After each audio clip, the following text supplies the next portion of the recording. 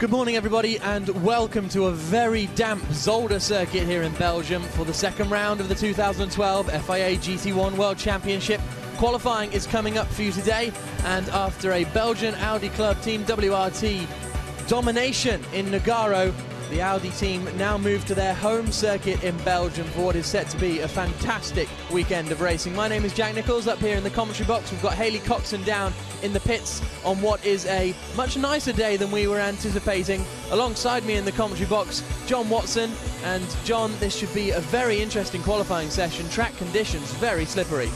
Yes, well, you can see the sky is, well, half blue, half cloud. But the biggest problem, of course, is there was rain overnight. The ambient temperature 13.6, track temperature 16 Celsius, and we've got a track that will be slippery city, certainly for the first half of this hour of qualifying. Certainly, as you can see, we've moved from Nogaro in France, where we had our opening round 2 weeks ago. Hopefully in a month's time in Spain the weather will be a little bit hotter and a little bit nicer before we embark on what is a very impressive 10-round calendar, culminating in the race at the Buddha circuit in India all the way in December. It seems like an age away, but there are points to be won at every single round. This qualifying session here at Zolder will decide the grid for the qualifying race, which will in turn count for a few points towards the championship, but will ultimately determine the grid for the championship race that will be coming up on Sunday. We had the championship race on Easter Monday last time, but it will be a Sunday start. You can see in the pits lots of tyres being prepared. There's a little bit of movement on which way to go with tyres, but we're expecting most to go with wets. Well, there's been declared a wet track, a wet practice session, a wet qualifying session, but the track is open, and well, no one has ventured out on it so far. Those are slick, wet weather tyres. I suspect that everybody will look to the earliest opportunity to go on to a slick tyre. But I fear, with the low ambient temperature, the low track temperature, in spite of the spring sunshine trying to do something to warm everything up, this is going to be a session dominated by wet tyres. We've yet to see the new breed of GT1 car here at Zolder on a wet track, because yesterday primarily it was dry. It was only towards the end of the session that some rain began to fall, and it did cause problems for a few of the teams. The track is an old school track. The track surface is probably not as current as some of the more Grand Prix circuits that we may visit or have visited in the past, and therefore everybody really will be on their tippy toes initially on their opening lap. So we've got just over a minute until this first qualifying segment gets underway. It's split into three sections, just like Formula One. In the first session we will lose 3 drivers. In the second session we will lose 6, leaving us with a top 8 shootout for pole position. The Belgian fans always very enthusiastic here. They certainly know their motorsport, as they presented John Watson with some very retro pictures yesterday, didn't they, for you to sign? It's they know their stuff around here. Well, I mean, the photographs from back in the, I mean, I dare not go back that far, but certainly to 1971 in my little Formula 2 Brabham. I think the photograph was taken at Hockenheim when the circuit didn't have any chicanes and everybody ran without rear wings, front wings, and it was just a sort of like a flock of bees at 150 miles an hour down Hock. In fact, I raced here in Formula 2 in 1970, and from memory there wasn't a chicane in sight. Now we've got 3, and even the sort of final chicane, which is now known as the Jackie Eakes chicane, it was just a sort of a very shallow, quick left, quick right onto the pit straight. Subsequently, we've now got a chicane directly behind the pits, turn 5 and turn 6. And then, I suppose more recently, but you can say in the last 20 odd years, at turns 8, 9 and 10, used to be a wonderful right-hand corner of 3rd gear, maybe 4th gear in a ground effect Formula 1 car. Post the Villeneuve tragedy in 1982, they've put in a chicane which frankly is a travesty to the racetrack. I would love to see it being removed, but we live in an age of political correctness, and you know, you've got to do the right thing, say the right thing, you've got to be right, you know. Let's go back and have a great racetrack, as Zolder is, to the days when there was a challenge, and stop having all these second gear chicanes which absolutely murder the. I mean, one of the problems teams are going to face here will be they're going to get hammered on braking. Yes, absolutely. Brakes are going to be a big issue, presumably less so in the wet. That will be a bit of a relief to some teams. Certainly I know the Mercedes were concerned with their braking issues this weekend, and whether the brakes are going to be able to last the whole distance. There you can see, and we saw earlier, Maxime Martin in the number 7 Valmont Racing Team Russia car.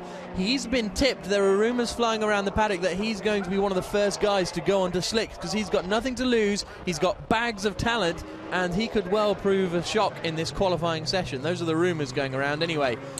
Well, I mean, just last weekend, Maxime Martin scored a great win in the VDS Team Belgium BMW Z4M in the Blancpain Series. Appalling conditions. So he's had lots and lots of practice of wet weather driving within the last week. As we see, the cars drop down through turn 7, down to this sequence of 3 corners, a right, a left. Very easy. You'll see a lot of drivers will try to shortcut the chicane in turn 9. If you do so, the stewards will be on your case, because you can make up a lot of time by doing it. In fact, if you get all 4 wheels off the racetrack, you can almost literally straight line it. Albert von Turnen Taxis being strapped into his 24 Reiter Engineering Lamborghini. I'm a little bit surprised they all didn't go out as soon as possible to try and get the most possible track time in these damp conditions, because we were expecting to have a wet weekend. Miraculously yesterday the circuit was dry for the whole time, but I think wet running may well be fairly important. So it is Maxime Martin in that Aston Martin DBRS9 who's going to exit the chicane out of the final corner and come across. Look at that, that's a big old puddle, isn't it? Try to avoid that, Maxime, as he starts his lap, and I think he is the first man out on circuit, closely followed by another local man, Enzo Eid, one of quite a few Belgians we've got running this weekend. Martin already getting a little bit slidey on the exit of turn 1, needs to be careful as diving out of the pit lane comes Laurens Van Thor. Now he's a very, very local man. He can see this corner from his bedroom window when he's brushing his teeth. It wouldn't enhance the sale of his property then, would it, if he was putting that on the market? Absolutely not. So unless you really like racing cars, of course. But yeah, but it's the barges ploughing their way up and down the canal, which is literally on the exit of turn 3 down to turn 4. In parallel with the racetrack is the canal. Yeah, absolutely. So Martin just getting to grips. It looks as though Enzo Eid behind is going a little bit quicker. Bonnet coming off one of the BMWs. Can't quite see a number in there. I think that may have been Nicky Meyer-Melnoff's car, the 17 machine. But just watching the way that Maxime Martin is making his way through this sort of chicane area, 8, 9 and 10, and staying very much off the curbs in these conditions, which of course normally you find the racetrack when it's slick and damp like it is right now, the curbs are even more slippery. So clearly fastest of everybody in that second sector.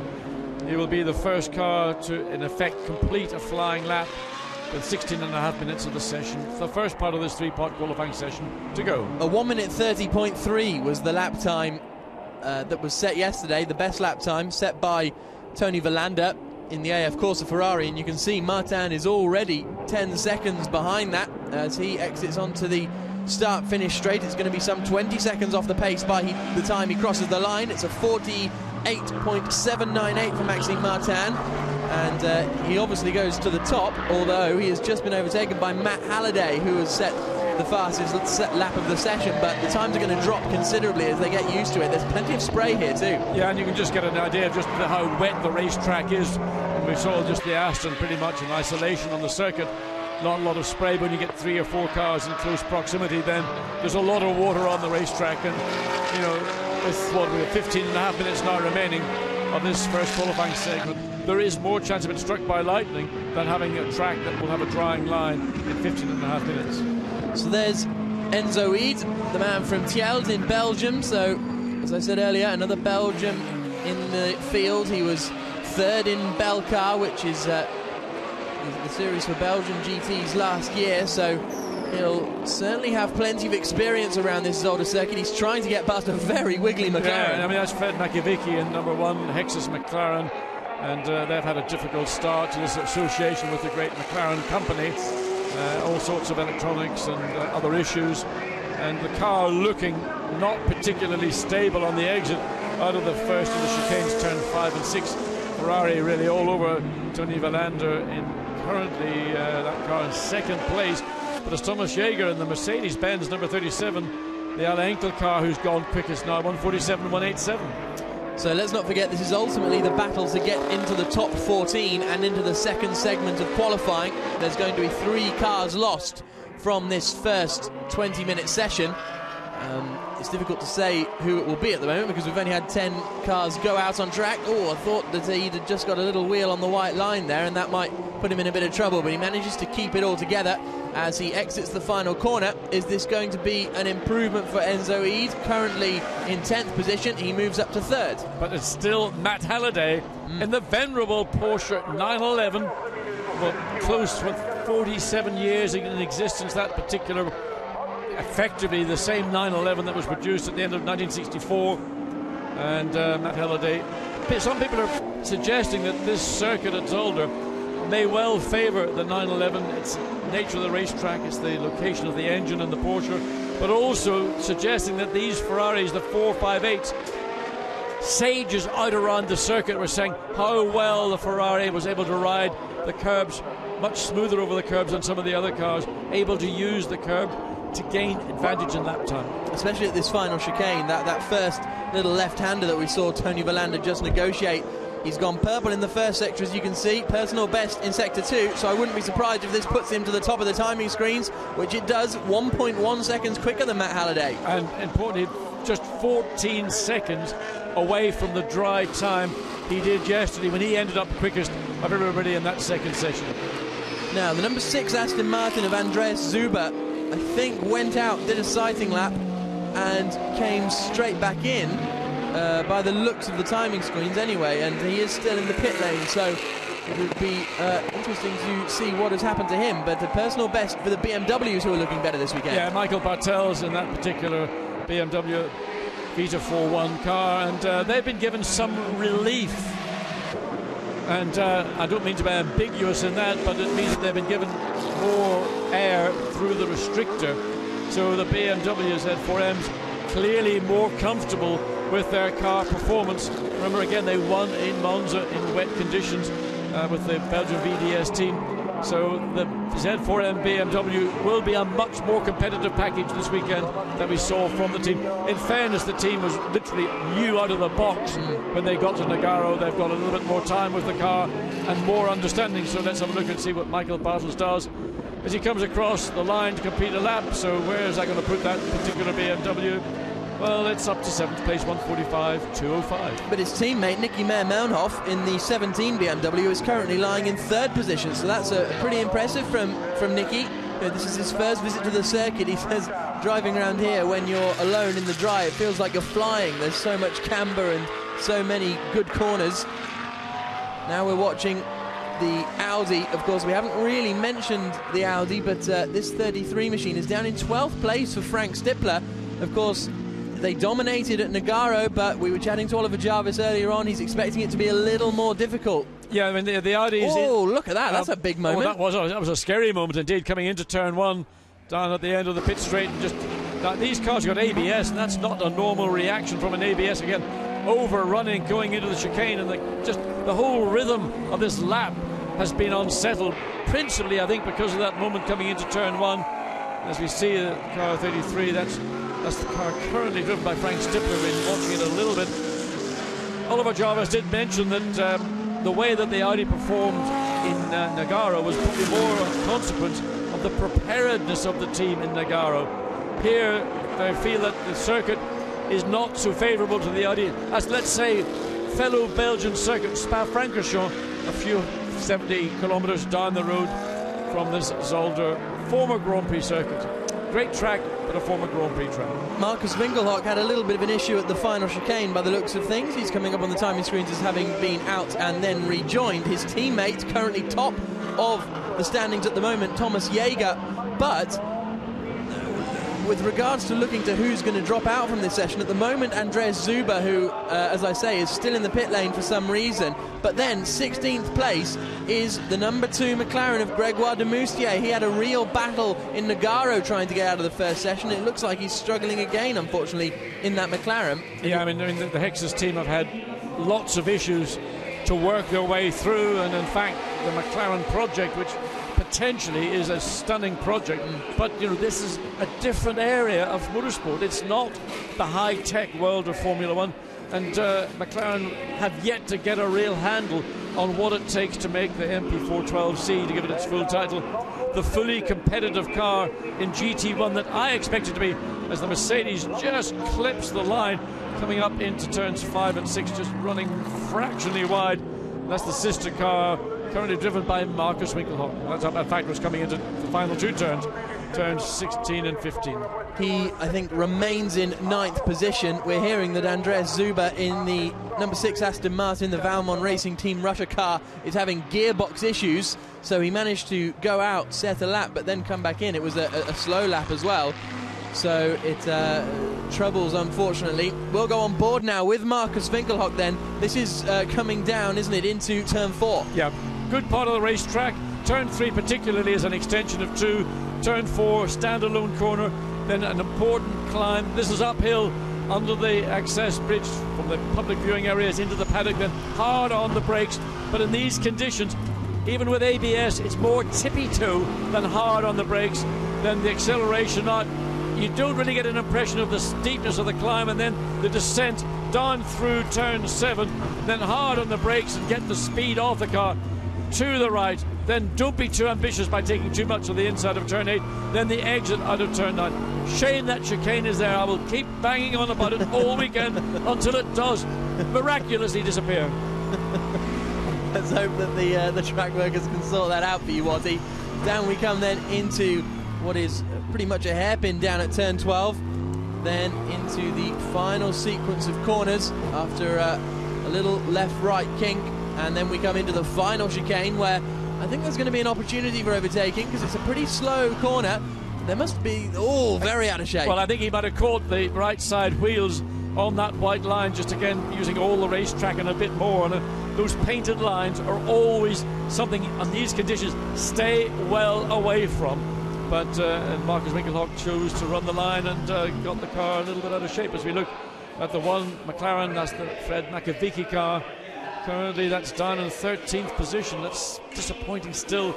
I mean, the Hexus team have worked just non-stop to get these 2 cars to run both reliably and fulfill their potential.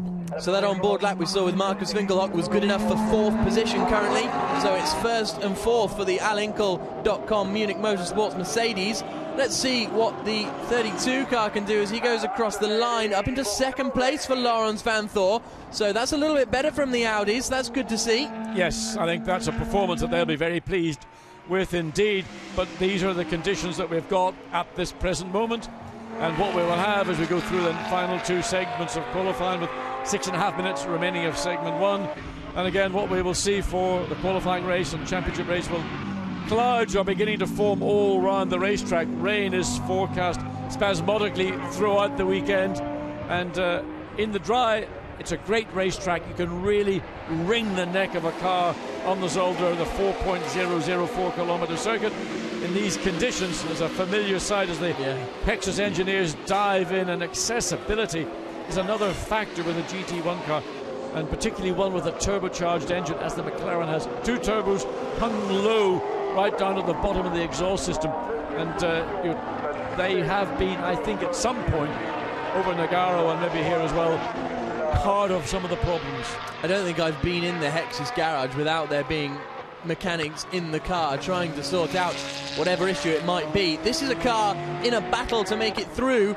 Currently Benjamin Lariche, the FIA Formula 2 racer from last year, is driving the number 8 Porsche. His teammate is 10th. So after Matt Halliday was quickest earlier on, as we go on board with Lariche inside the Porsche headlights. That's the pit building you can see on the right hand side as we're out the back of the circuit. Let's see how much Benjamin takes of these curbs. Took a fair bit on the entry into turn 5 because you're on the right hand side of the car. That headlight camera giving you a perspective of the drop down the hill through turn 7, then hard on the brakes into turn 8, a little bit of curb on the inside. Took a lot of the curb in the middle in turn 9, and then wide out of turn 10. Then you can't really flow. You can see you can get an idea of how this circuit might have been, the flow through what would have been turn 8 and 9 on the old layout.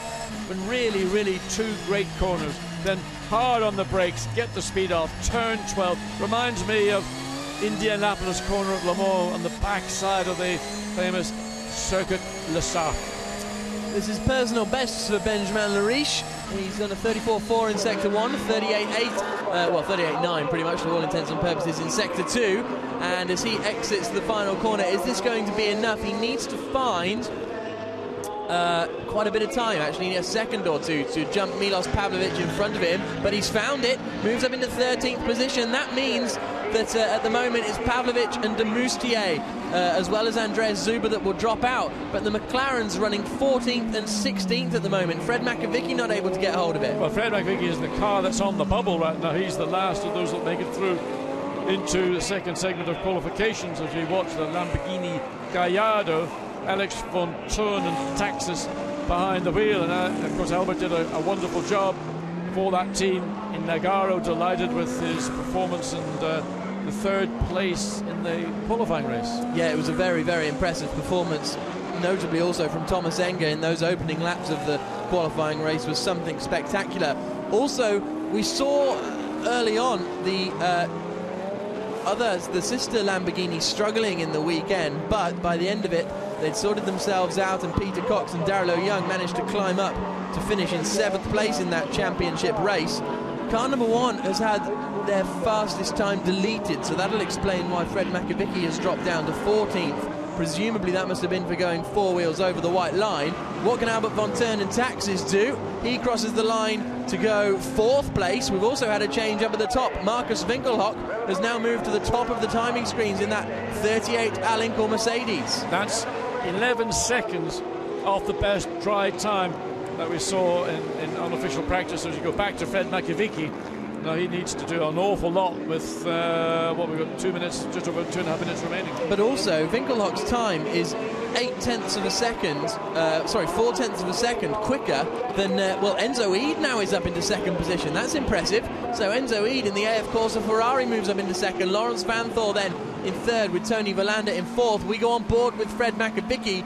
He still needs to be careful because, well, he's moved up into 11th place now. That's a bit of a relief for the McLaren team. Yeah, they're in the sort of a safer zone than they were a few minutes ago. Fred Makovicky on board with the McLaren, having to make a lot of small adjustments on the steering wheel. A very quick turn into turn 2, then releases the steering wheel. Then turn 3 is an extension of turn 2. In these conditions, it's really balancing the car on the steering and on the throttle. Then you see his foot going down. Right foot braking for Fred Makovicky, not the left foot braking that you might see with some of the other drivers who have come maybe more from a single-seater background. So Fred is a right foot braker. Yeah, that's very interesting actually, isn't it? And of course you can see he's not heel towing to keep the revs up. Presumably there's some clever electronic system on the downshift of the absolutely. McLaren. All you have, you pull the pedals, it blips. There's an automatic blipper. So Makovicky is a right foot braker, and God did make the right leg to be a braking leg as well as a throttle leg.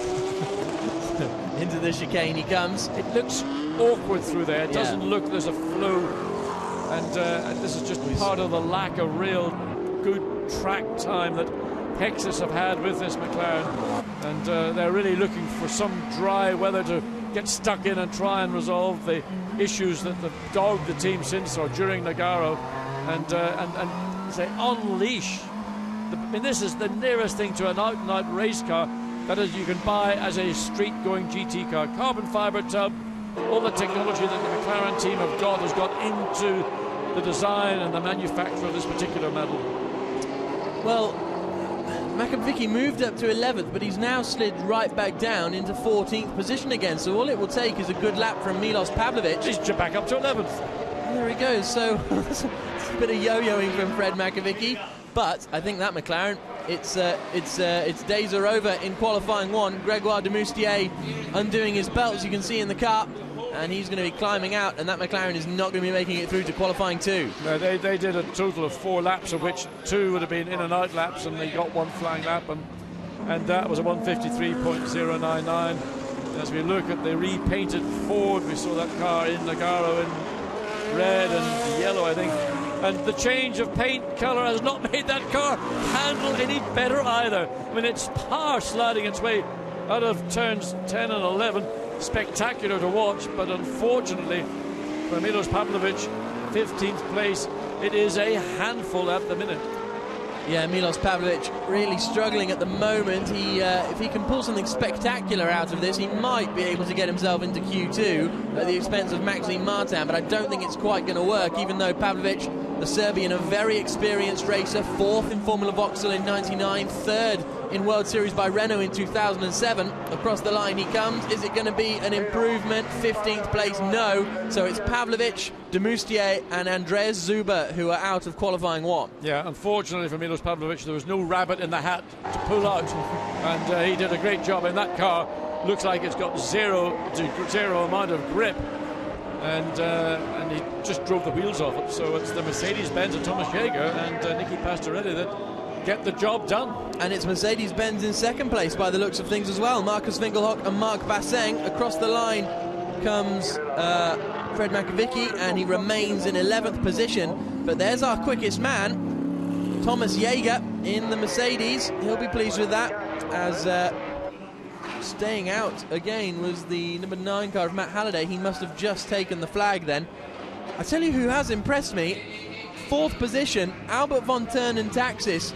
It's generally accepted that Thomas Enger is the quicker driver, but 4th place against the likes of Jaeger, Winkelhock, Halliday, Villander, Stippler. Very impressive. Well, Albert TNT, maybe there's a touch of TNT in him this morning, but he has done a good job in difficult conditions. Yeah. And sometimes when you've got conditions like this where you do have to be more cautious, you find speed and you say, well, I don't know why I was so quick, because I wasn't trying. I was really early on the brakes, gentle on the turn. Well, Albert, maybe there's a message there. Maybe you actually try too hard on the dry. And if you can overlap what you're doing in wet conditions to dry ones, you might actually pick up some time.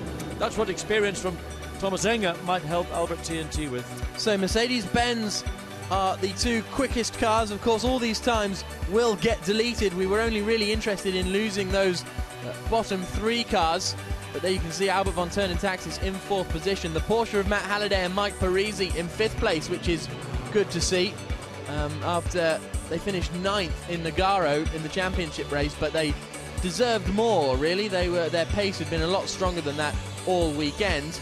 It's 7th and 8th for the 2 Audis, which is going to be interesting. And there you can see 15th, 16th and 17th. The Ford Sunred of Milos Pavlovic and Matteo Cressoni is out. Gregoire de Moustier and Alvaro Parente 16th in the McLaren. Andreas Zuber and Sergei Afanasiev struggling with gearbox problems, and they didn't make it out to set a competitive lap time.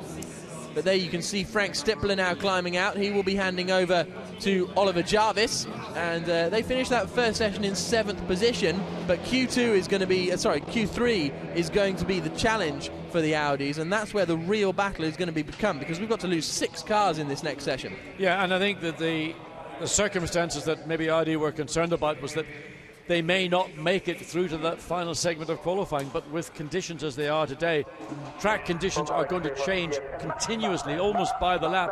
And we did see the difference in lap time from the beginning of that 20-minute session to the finish. The car started off lapping at 1 minute 48, 49, finished up with a 1:48.5. So they found overall, between start and finish, about 8 seconds, both within themselves, but with the track conditions. There's still a wet track. There's no hint of any dryness appearing, but let's see what happens in this next session. 15 minutes this time, and it's the only maybe possibility will be in the 3rd qualifying segment, if somebody towards the end is prepared to be courageous. But we remember back to Nogaro when people put on the slicks too early in the qualifying race, took them until the last lap before the overlap went in favour of the slick.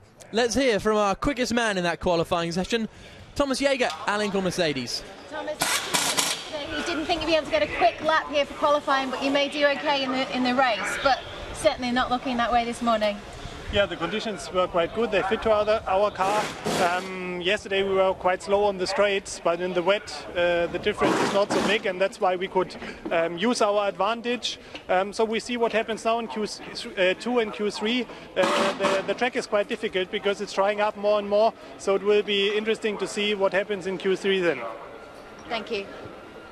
And of course Thomas Jaeger down there in the pits with Haley, and he is fairly satisfied. He's going to be handing over now to Niki Pastorelli. car number 7 had their fastest time deleted, which was Maxime Martin, for not respecting the track limits. He still makes it through to this next session, though, so in the end it's an irrelevancy. But track limits are interesting around here because the curbs are so big. The temptation is to just go straight across them. Well, the area of the racetrack where the temptation is at its greatest is down at the Villeneuve chicane, as they, I don't know why they call it that, I can't imagine. But turns 8, 9 and 10 are the areas, and it's turn 9 where you turn left. The chicane effectively is just a flat bit of painted tarmac, or probably painted concrete, in fact. And you can straight line it, and in doing so you can pick up a lot of time. The stewards will be watching that absolutely at every opportunity to see any driver picking up time in that particular segment, and if it's seen as an overall gain, then you may well lose the time as Maxime Martin did.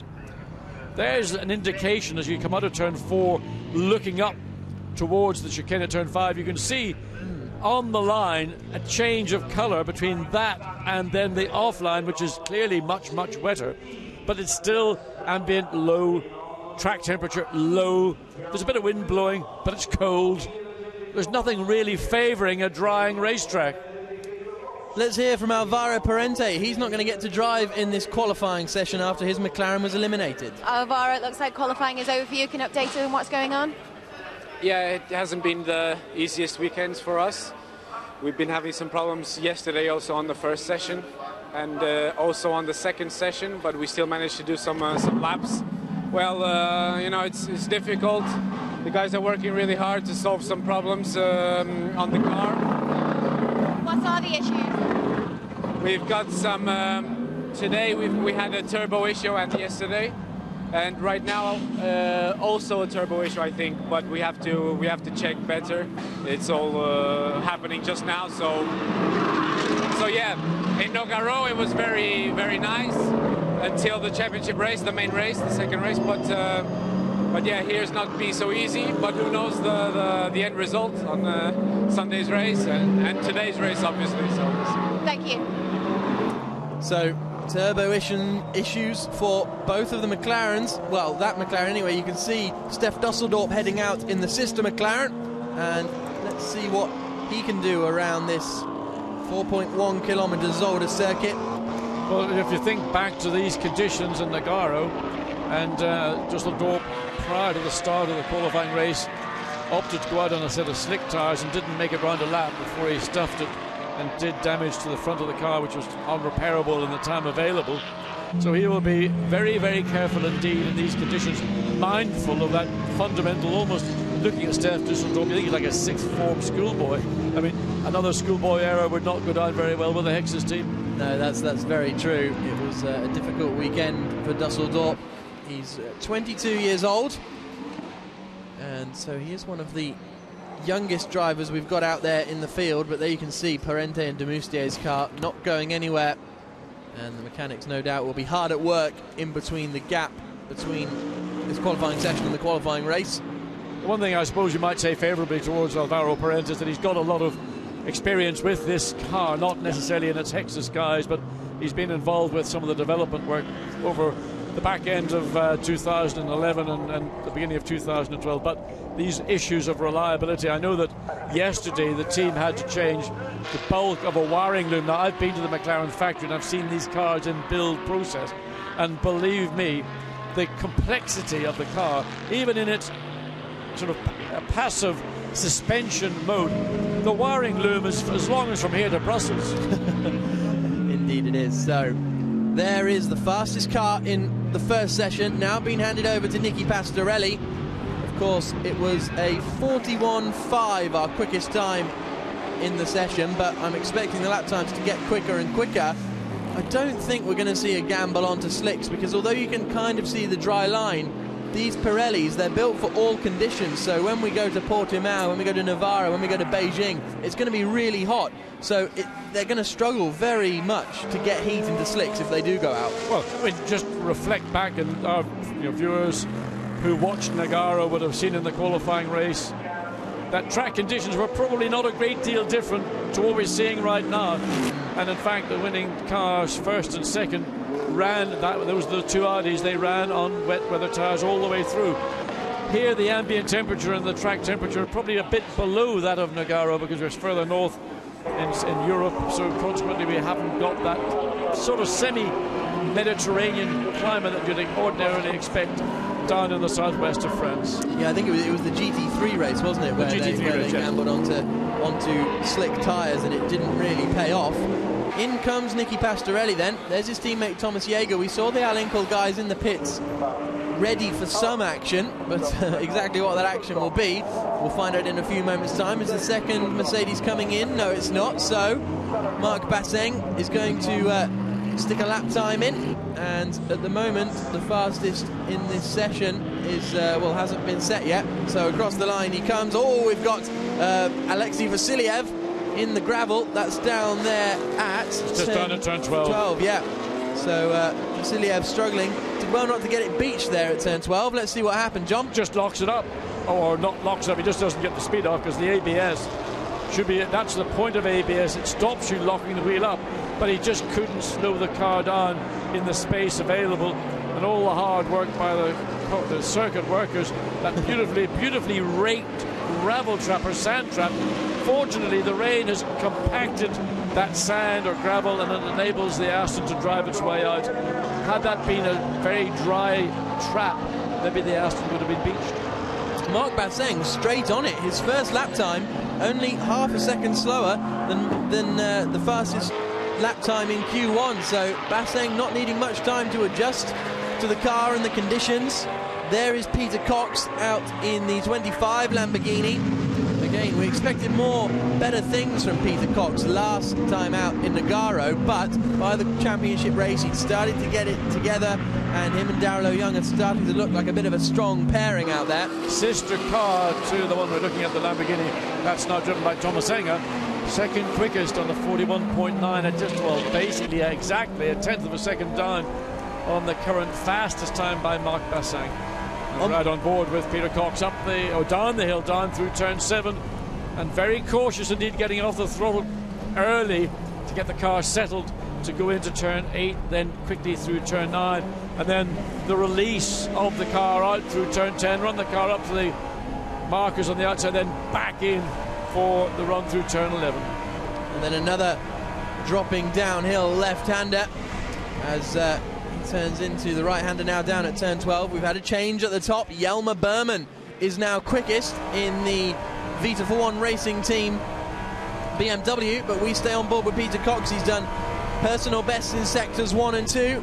Now under braking for the final corners of 15 and 16. Has a couple of bites at trying to get the nose in.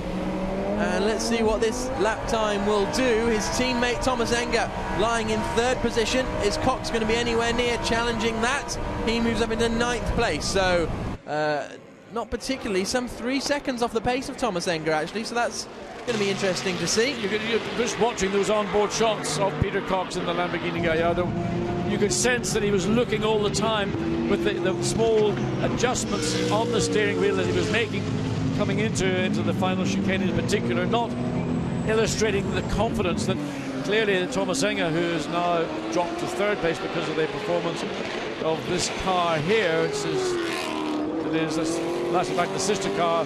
That's Matthias Lauda in the sister car. Currently they are in 7th place. Yep, but it's a personal best in sector 1 for Lauda as he comes down into the 2nd chicane at turns 8, 9 and 10. Then behind him is Stef Dusseldorf. How's Dusseldorf doing? 8th position for that number 1 McLaren, so that's not too bad at all. Of course, it's going to be the top 8 that are going to go through to the next session, so 6 of these cars won't be making it through to the final session. Stef Dusseldorf needs to be careful because he was taking a little bit more of the inside of turn 9, the middle of the 3 corners that make this chicane, and he had the McLaren well over on the inside, whereas Matthias Lauda, the car we're looking at right now, was doing the more gentlemanly thing and making 3 separate corners out of that sequence. This might be a bit of a decent lap for Matthias Lauda. He's done personal best in sectors 1 and 2, not too far off the best time. You can see Jelmer Berman's done a 39.9. Lauda comes across the line and jumps up into 4th place, so that BMW is looking strong, and Lauda will be pleased with that performance, no doubt. Nicky Meyer-Melnhoff pleased indeed as he hopes to get through to the 3rd segment of qualifying. There is the car that won both races in Nogaro, currently down in 12th position in the hands of Stefan Ortelli. He's done a poor Sector 1. This is going to be a slow lap. He's done a very poor Sector 1, so that may have been an outlap from Ortelli, but things not going his way so far. Well, there's nobody more experienced in GT and the world of sports car racing than Stefan Ortelli. I mean, it just knows so much about what it takes to do the job when it matters. And let's watch this lap now, coming through turn 3, and again having to balance the car as the foot's planted on the throttle. And I can't really get an idea of whether he's a left or a right foot braker. Let's ride on board. You can see his left leg is braced against the roll cage in the car as they come up this uphill climb. He's a right foot braker as well. Good man. Into the chicane he comes. Clouts them, doesn't he? Clump over there. Now that was a little bit aggressive, but this may well be a personal best in that first sector for Ortelli. And harder on it through turn 7. Watch what he does into turn 8. He's reasonable in turn 9, nothing to complain about. Then gets it into turn 10, runs it, a little bit of oversteer in the exit of 10 through turn 11, and again really struggling for balance and grip with the Audi as he comes down into this big break. One of the features of the Zolder circuit is there's a lot of parts of the circuit where you've got a big break, and then Aston Martin off on the outside of turn 12. Yeah, I think that was Alexei Vasiliev again. There were yellow flags as Stefan Ortelli came down into turn 12. His first sector time, it may be a personal best, but it was 0.8 of a second slower than Jelmer Berman's personal best first sector time, as he has to hacksaw at the wheel on the exit of the corner. It's spectacular to watch on board, but I don't think it's going to be particularly quick. It's a 1:41.1, so it moves him up to 3rd place. Berman's got a massive advantage up at the front. He is 0.6 of a second quicker than anyone else. Well, we did mention that they had been given a bit of BOP, balance of performance relief, and part of that involves, I think, a slightly larger air restrictor, and all of a sudden the Vita 4.1 BMWs are looking very, very competitive indeed, in contrast to the moaning that was going on from the BMW drivers. We talked to Matthias Lauda after the race on Monday, and I tell you, the tales of woe from Matthias about, we're getting, this, that and the other. Well, they've been given that benefit of a BOP change, and it is reflecting. I think a lot of it's just to do with the team becoming more familiar with the car, and the fact that Zolder may be a circuit that works to their advantages more than Nogaro did. There's Albert TNT. Look at those eyes. Look at them, mad as a brush. His car is currently sitting in 4th position in the hands of Thomas Enger, who is in this particular Lamborghini as it drops down the hill. Not a great Sector 1, a 32.1, but it's not a bad one at all as he exits now down towards the final chicane. And what kind of lap time will this be from Thomas Enger? Well, the track is beginning with 3.5 minutes of the session remaining. The track is beginning to sort of give almost the entire lap a line that will be tempting somebody, not in this session, but for sure somebody in the final qualifying session is going to go out on a set of slicks. It'll be a gamble, but it may be the gamble that gets you that pole position. Up to 2nd place for Thomas Enger, so that's an impressive lap time from him. He moves to within 0.3 of a second of Jelmer Berman now. Big slide into the left-hander for the number 3 machine of Philippe Salaquada. Getting all out of shape under the braking zone, manages to keep it all together. He's done a personal best in Sector 1, half a second down on the quickest first sector time though. Consensus in the pit lane is this car really rides the curbs extremely well. They've also got a very, very effective traction control system, and of course they've now finally got an ABS system that is not a passenger car one, but a proper racing version of ABS. So let's watch and see what Salaquada can do as he makes that run down the final straight into turn 15. Car looks good under braking there, good entry into 15, then the transition back to 16 looks sweet as a nut. Sweet as a nut, but I think he lost some time in that middle sector. Across the line he comes, and it's going to be a 41.8, so it moves him up to 9th place. Now, with 2 minutes and 14 seconds remaining, we're getting into the zone where we need to concentrate on the top 8, who are going to be making it through. At the moment, Salaquada, Castellacci, Peter Cox, Alexei Vasiliev, Steph Dusseldorp and Ren Wei are going to be the drivers that will not make it through. So Dusseldorp, after looking strong early on, currently in 13th position. And the Ferraris, they were the ones to beat, we thought, coming into this weekend. In the dry times, they were quickest yesterday in free practice 2, but they're currently in 9th and 10th places.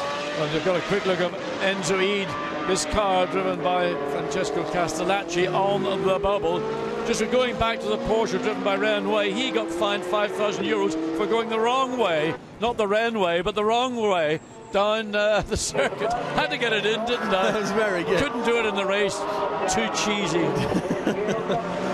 So Francesco Castellacci exits the final corner. I don't think this is going to be an improvement for the Italian. He needs to find some time, though. He remains in 11th position behind his teammate Felipe Salaquada. But we saw these two Ferraris again in Nagaro, and Enzo Eid looking slightly perplexed, more like the student he looks than the racing driver he is. And both Ferraris again struggling in these mixed conditions, not quite dry enough to put the slicks on when these cars would really come alive as they did yesterday. And it's strange that Ferrari haven't. Oh, in the back end he ran the curb. So Salaquada in this car, can he improve? He's on the bubble. Last lap was a 42.7, and he needs to do a little bit more than that. 46.1. It must have been there must have been a mistake somewhere out there. Well, 27 seconds remaining, and Peter Cox has just improved. He's jumped up into, well, he had jumped up into 7th, but then Mike Parisy just crossed the line to put himself into 6th place. So at the moment, the cars dropping out is going to be Matthias Lauda and then the two Ferraris. So I think Matthias Lauda would be very disappointed if he were to drop out, considering he is currently 1.8 seconds slower than his teammate. So that's a bit of a concern, I think, for that second BMW, and he needs to find a lap time pretty soon, does Lauda. He's just about to start, so he's on his final lap of the session. We'll have to wait and see what his sector times come up as. Can the Ferraris make it through into this final segment of qualifying? Here's the number 4 car of Castellacci, personal best in sector 2. Is it going to be enough to move him up into the top 8? He's not going to be anywhere near the 39.9. He might get a 41 something here, but it's 11th. It's not good enough. No, and the checkered flag is now out. As we look at Marc Bessin, currently in 3rd place in the Mercedes-Benz. So comes across the start-finish line to see if there's any change for Marc Bessin. Stays in 3rd place on a 141.183. But here is Matthias Lauda, or no, is this how? Yes, that is Matthias Lauda, and he has got some time to find his first sector. Not good enough, and his middle sector is poor as well. So I think this is over for Matthias Lauda. It's looking as though, a late lap from Stef Dusseldorp jumps him up into 9th place, but then Salaquada crosses the line and goes 9th as well. So all of a sudden, Lauda has dropped down to 11th position on the grid, potentially, unless he can improve, unless he can do something miraculous as he slides out of the final corner. Across the line comes Lauda. Is he going to remain in 11th place? Yes, he is. Yeah, I mean, I just thought maybe the final sequence of corners, 15 and 16 in particular, there was more of a drying line, and that would give you that little bit more impetus to sprint across the start-finish line. But for Matthias Lauda, unfortunately, he remains in 11th place, and that's the end of that car's qualifying for the qualifying race. And that is the end of qualifying too. So Jelmer Berman in the BMW quickest, the Lamborghini of Thomas Enger second, then the two Mercedes in 3rd and 4th, then the two Audis in 5th and 6th, Mike Parisy's Porsche in 7th place, and Peter Cox's Lamborghini in 8th place. Those are the 8 cars that are going to battle it out in a few moments' time for pole position. Stef Dusseldorp recovered to end up in 10th position in the end of that qualifying session, which I think Fred Makovicky, Philippe Dumas and Bautier there will be satisfied with, considering the troubles they've had. Well, I think what they'll be satisfied with is that they have had a relatively trouble-free run with this number 1 Hexus McLaren in comparison to the sister car of de Moustier, who didn't even get more than a single lap out, and the engineers are diving in the back of the car, and of course with the turbos on the MP412C, and they're buried right down to the lowest part of the car. To get access at them is not easy. And having access to the mechanics on this kind of car, on a GT car, is paramount. And of course, when you package your engine with turbochargers in particular, You want to get them as low as possible because the weight and the centre of gravity, etc. But access in terms of working on them then becomes a major issue.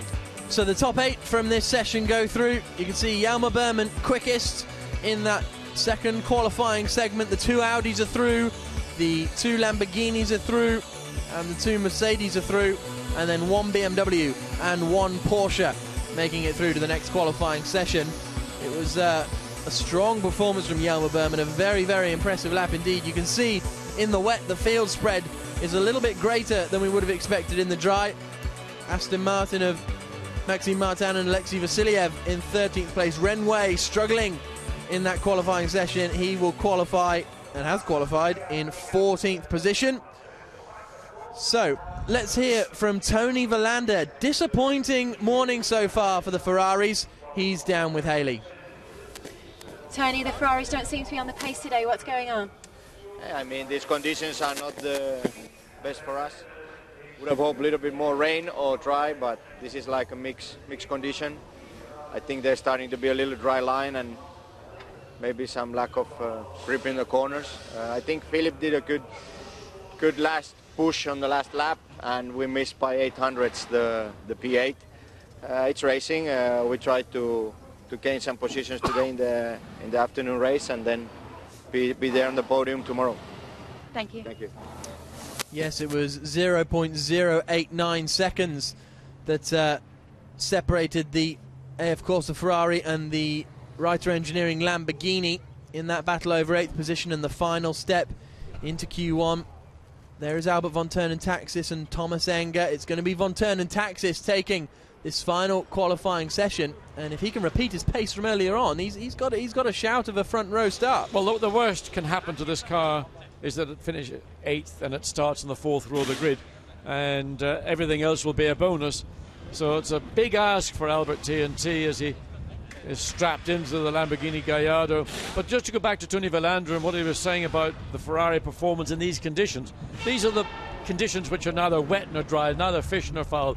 Teams and drivers hate it because every lap is a different lap, whereas if it's bone dry, it's consistent. If it's lashing with rain, at least the wet weather tyre is designed to work in those conditions.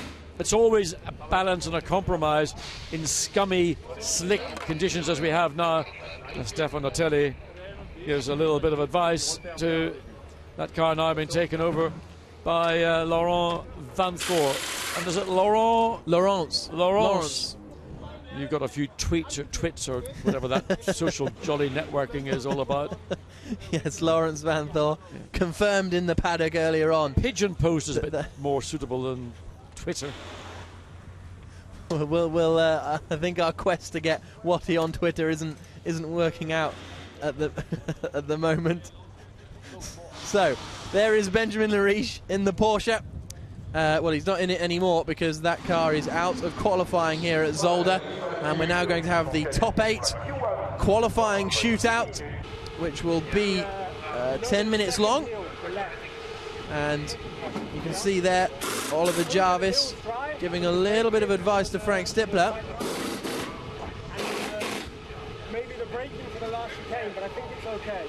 Okay, so he's saying that the braking for the last chicane is going to be interesting. So I wonder, I presume that they are all going to remain on the wet tyres. If we could have a little shot of the tyres, that would be cool. But I presume they're all going to stay out on the wets, even though it is starting to looking out the window, there is definitely a bit of a drying line out there. There you can see the paddock, and you can see, I know it's not the racetrack, but there's a bit of a drying line there. The most important thing right now is the friture open yet, because I could do with a nice feed of chips and mayonnaise. It's absolutely perishing down in the pit lane, and I think a sort of mid-morning snack of friture and mayonnaise would do the job. Okay, so we've got slicks on the number 9 Porsche of Matt Halliday, apparently, so that could well be a surprise. It'll be very interesting to see whether they can get the tyres up to temperature. It's you can't see with closed cockpits. We've also got slicks on Michael Bartels' car, so the car that was quickest in Q2 is having some slicks. So this is going to be a very, very interesting session indeed. The green flag is waved, the session gets underway. There's some slicks. Yes, indeed. The question is, well, that's on the BMW, brand new. You can see how little grip there is even in the pit lane. That brand new cold slicks are not going to give you very much bite on the initial move. It's a courageous move to go wide on slicks at this point, unless you intend to do a longish run. But the longest run can only be 9.5 minutes by the time that BMW. There we see wet weather tyres on the Lamborghini. I guarantee that'll be Albert von Thurnen taxes. Yep. It would be a big punt to put the amateur of the two drivers out on a set of slicks at this stage.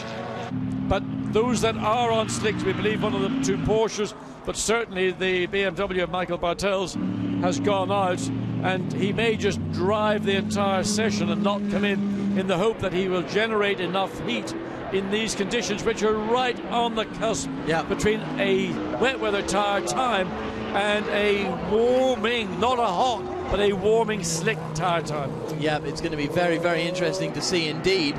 So there is one of the Mercedes. There's the other Mercedes as well, as Darrell O'Young exits the pit lane as well. So we've got all 8 cars on circuit. All 8 cars are going to be battling for pole position. And is it going to be down to tyre choice that will decide who is going to start on the front row of the grid for this afternoon's qualifying race? The Audi's out there as well. You can see Laurens van Thor hoping to use some of his local knowledge. Well, I say local knowledge, it's the first time he's raced on this Zolder circuit, despite living just next door. What I'll be interested to see, and we did get on-board shots of Stefan Artelli, who is a right-foot braker. Curious to see that Laurens van Thor, who is essentially a single-seater driver, coming into GT racing, whether he's a left-foot braker, which is what you normally expect. So what's going on? Well, there? I don't know what that was on. Was he on slicks? It's Nicky Pastorelli. Is he on slicks? Yeah, I think that was. Am I coming into the pits or not? So I think Nicky Pastorelli's going to come in and stick some slick tyres on. That would be my guess. Exactly. So he comes into the pit lane now, and hopefully we'll be able to see exactly what goes on down at all-inkl Munich Motorsports. There he is. The pit crew were ready, so maybe they've seen the Porsche go out on slicks, they've seen the BMW go out on slicks, and they've thought, well, we've got to match this, we've got to whack some slick tyres on. Hello, we're down here, we're waiting for you with some slick tyres, you can see there. Yes, indeed, so it's going to be a very quick stop. 7.5 minutes of the session remaining. So anybody who's on wets is probably thinking, have we done the right thing? As we go to the sister car, Marcus Winkelhock in that car there, we see the slick tyres, stickered slick tyres go on to the Mercedes-Benz SLS 6.3 AMG. And there is the Porsche that we believe is on those slick tyres, and the sector times are indicating that Matt Halliday is, well, the best part of 1.5 seconds to 2 seconds quicker in that first sector alone on those slick tyres. But he's got a car ahead of him. He's having to go offline onto the damp part of the track into turns 8, 9 and 10. So that will have taken some of the time away. But right now, the advantage is to the Porsche. But rain on the camera lens, done in the exit of turn 10. But this is what the other teams needed to see. The other teams are going to see that purple first sector. Although Albert von Thurnen Taxis on wet tyres has gone quickest of anyone in sector 1. Quicker, some 2 seconds quicker than Matt Halliday. So this is anybody's guess, really, which is the best tyre to be on. With 6 minutes remaining in this qualifying session, that looks bone dry on the run down into the final corner. Don't be deceived. That is still very tricky conditions, but it is improving. And once the wet weather tyre has fallen over the edge and the slick tyre is getting up to temperature, then the times will tumble. Matt Halliday goes quickest with a 1:41.8. Now that's still slower than the best in qualifying 2 by 0.6 of a second, but it's only going to get better for Matt Halliday. No, it was a 39.9, the quickest lap in qualifying 2, so it is about 2 seconds slower. So that's going to be it's 0.6 of a second slower than his time. Yes, indeed, you're right. in the second qualifying session. But yeah, he's still got time to come. The temperature's going to come. But at the moment, it's Albert von Thurnen Taxis, you can see in the Lamborghini, who's just crossed the line to go fastest of anyone, a 39.1. That's the quickest overall lap we have had in this qualifying session. So this is a real interesting. Is Nicky Pastorelli shaking his head? We've just changed onto slick tyres. What have we done? What have we done indeed? Well, 5 minutes remaining. Track is improving. Let's look and see what happens. Personal bests for this car right now with Thomas Jaeger, the co-driver to Nicky Pastorelli. So let's look and see their last lap. Well, they only did an out lap, so it doesn't count. This is their first flying lap of this final segment. So 8th position. Yep, well, as you say, an out lap. But I wonder if that 33 Audi is on slicks as well, because they're currently in 7th place. And we heard Oliver Jarvis saying to Frank Stippler, you know, you've got plenty of time, be careful into the final chicane. So I wonder if that was advice, letting him know where the wet parts of the circuit are. That is just speculation, of course. But now we're watching Thomas Jaeger, quickest man in the first section of qualifying. Meanwhile, quickest of anyone with a 37.72 seconds quicker is Matt Halliday in the Porsche on slick tyres. So maybe it wasn't such a bad decision for the Mercedes after all. No, it's the right decision. Yeah. The difficulty was, have you got the conviction at the start of this final qualifying segment to do it from the very start, as the Porsche did, as the BMW has done? Now I'm going to see what the Mercedes can do as it comes through turns 8, 9, exits out through 10. Car looks stable on the brakes into turn 11, but the grip is coming literally by the corner as the temperature of the dry weather tyre starts to increase. But of course Jaeger is going to be a couple of laps behind the tyre temperatures of Matt Halliday, who went out at the very start of this session on slick tyres, so he's always going to be playing catch-up potentially. And the Porsche has stayed out. Yep. Stayed out from the beginning of this 10-minute segment, 3.5 minutes or so remaining. So it's really a question of, as you say, catch-up. Now there'll come a point where the crossover occurs, and that will normally be after about 5 or so laps on a set of slick tyres. So what's going to happen to the Thomas Jaeger? Well, it's a small improvement up to 6th, 141.222, and Nicky Pastorelli still not overly impressed. So, well, that's a shame. And faster again, first sector. Yes. Fastest again, second sector. Matt Halliday is absolutely burning up this track in the oldest fundamental design racing car in the world, the Porsche 911 135.4. 1 minute 35.4. That puts him. And Mike Parasy's mouth opened. Yeah. Where did that come from? Only 5 seconds off the dry time we saw yesterday. The car number 9 is under investigation for crossing the white line at pit exit, though, so it would be a shame if red tape or white lines got in the way of what is an excellent performance so far from Matt Halliday. But we've still got drivers out there. Darrell O'Young is improving all the time. He's only a second behind Matt Halliday, and we've still got this 37 car of Thomas Jaeger, who's gone purple in sector 1, and he is going to be looking, but Matt Halliday has just gone even faster in sector 1 as well. Halliday is on it. Yeah, Halliday's been out since the start on slick tyres in a car that many people in the pit lane feel will be very, very competitive this weekend at the Zolder racetrack, as we watch then the Mercedes of Thomas Jaeger running up to turns 15 and 16. There you get an indication of track conditions. This part of the track is probably the driest of any part of the racetrack. Out of turn 16, then the sprint, the puddle on the left-hand side of the track doesn't come into issue. So where will this Mercedes finally end up? Second place, 136.501. A second off, though. A second off this man, Matt Halliday, who has gone purple in sector 1, purple in sector 2 again. He is getting quicker and quicker and quicker. The Kiwi is in the zone as he comes out of the final corner and across the line. What's this lap time going to be? Remember, a mid 1 minute 30 is the quickest lap time we've had all weekend, and he does a 33.5. I mean, that just happens to be 3 seconds quicker than the second place was. One of the Mercedes is now Marcus Winkelhock in the sister car. Now Darrell O'Young's going third quickest, and it's a 0.8 of a second now between first and second. Porsche Mercedes-Benz provisional front row of the grid. Across the line comes the 32 Audi, and Laurens Vanthoor moves up into third position now with a 34.5. His teammate Frank Stippler comes across the line and does a 35.1 to remain, I think, in fifth position. Now we've got Michael Bartels coming across the line. He hasn't really set a representative lap time yet and only moves up into sixth place. So that's a surprise. He'll be disappointed because he was one of the 2 cars that went out at the beginning of this session on the dry weather slick tyre, along with Matt Halliday in the Porsche, but it's the Porsche that got the job done and dominated the session really from the very beginning. So straight into the pits comes Albert von Taxis. He went out on the wet tyres, and that gamble has not paid off at all. He's going to start the qualifying race in 8th position. Thomas Jaeger exits the final corner. He's done his personal best. Is it good enough? Second. No, second, and that was his final chance. So it's looking as though Matt Halliday is possibly going to be on pole position, but Laurens Vanthoor in the 32 Audi has set the fastest time of anyone in Sector 1, so it's still all to play for. He's done a personal best in Sector 2. It's not quicker than Halliday's though, and it's some 0.4 of a second off Matt Halliday's. Here he comes, headlights ablaze, down to the final corner. Need to get out of the way there, Matt, otherwise you're going to be in trouble. He goes straight on down the pit lane. That's fine, that's not going to affect him. Laurens Vanthoor, he lives overlooking turn 2. Is he about to put it on pole position for the qualifying race? Personal best in Sector 2.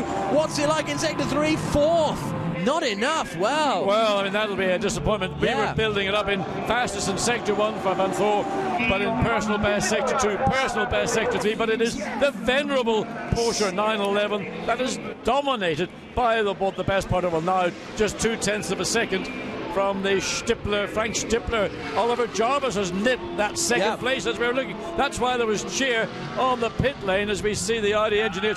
Well, they've got one of their 2 cars onto that front row of the grid. Vital position for Audi, the winning team, the fact in the Stippler Jarvis case, second place. And Ollie looking that, well, Ollie's a relieved man. He was telling us earlier he thought they might struggle to get into this final sector, but weather has helped them and they've done the job. A strong professional team, and Stippler and Jarvis delighted with that front row grid position. Thomas Jaeger pulls into the pits, so that man, Mike Parisy, will start the qualifying race from pole position in the Exim Bank Team China Porsche, run by Mullner Motorsports. And it's a fantastic performance from Matt Halliday to take pole position, only by 0.2 of a second in the end. Frank Stippler's final lap was very, very rapid indeed. It was only 0.2 of a second, but Porsche on pole, Audi second. Darrell Young, big credit to the World Touring Car driver to stick his Lamborghini third on the grid. He's got to be pleased with that. Thomas Jaeger in the Mercedes in 4th place. 5th place for Laurens Vanthoor. I wonder if he's going to be a bit worried there. We can see Bernard Mullner, and he's going to be delighted with that performance. Let's hear from Mike Parisy then. He's going to be starting the qualifying race on pole position. Mike, congratulations. A perfect tyre strategy for you today. Yes, it's a very good thing for everybody in the team because we worked very hard, and we are very proud and happy because we have a good feeling with the track, with the car. It was very difficult condition with wet track, dry, and we had to take a very important decision. Matt did a very good job for the last stint. Me, the second, I fight very hard too. So it's a very good work team, and now we have the race, so it's another thing. But I think we can be happy of this result today for our second race in World Championship GT1. Thank you. Well, we were told the Porsches were looking quick around here, and that is certainly how it transpired, drying up towards the end of the session as well. So it's a great day for the 911. Yeah, and in fairness to the Exim Bank Team China Porsche, they did take the option of going onto slicks at the beginning and staying out and just running and getting those tyres warmer and warmer by the lap. Well, in fact, you can see it was just about 1/10 of a second, the gap for pole position. After all that, the top 6 covered by half a second.